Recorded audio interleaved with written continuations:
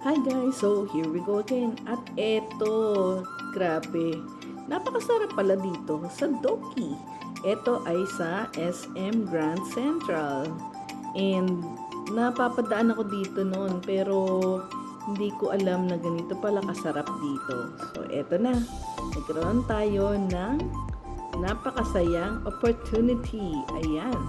So, dito pala, it's a hot pot. So, marami silang ingredients na pwede nyo pagpilian mula vegetables, yan, mga noodles, tapos meron din naman naka-prep na. Ayan. So, meron ding fried, meron ding mga fruits, ayan. Meron ding fish cakes, meron ding mga sauce, meron din mga condiments, ayan, na pwedeng toppings, and also may mga fried, ayan. By the way, Doki is a Korean buffet restaurant, ayan.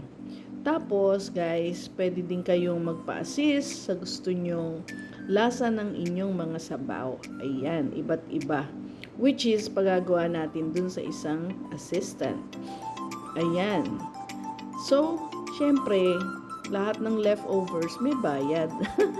Ayan, nag-start na tayo, nagpakulo na tayo, tapos pumili lang tayo ng mga ingredients na alam natin kakainin natin syempre, para hindi masayang. And the good thing dito is willing lagi yung mga waiters or waitresses na mag-assist sa atin if ever na kailangan natin. Kasi unang-una na sinabi ko dito, this is my first time. Kaya sabi niya, Ma'am, anong gusto mong soup na gawin? Mild, spicy, ganyan. So, ito naman, pinagawa natin na soup ay mild ang pagka-spicy niya. Parang nga naman, syempre, hindi ka maumay ka agad na hindi mo na halos makain. And promise, guys, I don't know, pero based sa aking taste test, ang Doki is napakasarap ng kanilang soup na nilalagay. Ayan, yung pinaka soup nila. Itong mga beef, pork, and shrimp is by request yan. Wala yan dun sa center island na pinagkukunan ng mga ingredients na ilalagay mo. So, pero unlimited lahat yan, guys. And you have, I think parang an hour and a half or 2 na magstay dito para kumain. So, ayan na nga. Nagpatulong tayo kay Kuya na magpagawa ng mild sauce. Noong una, actually, hindi kami nagkaintindihan. Sabi ko, dipping sauce. Napunta kami sa sauce. So, yung soup natin kanina, na-change yon. Pero, nung na-change siya, so, lalong sumarap. Guys, lalong sumarap. So, ini-encourage ko kayo na itry nyo dito sa SM Grand Central Branch.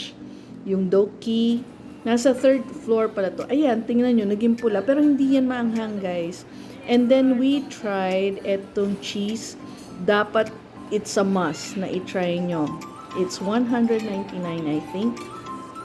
Para sa cheese, extra cheese na to, na parang kumakain ka ng cheese ng pizza. Tapos, ilalagay mo dyan sa mga pinagluluto mo dyan sa hot pot.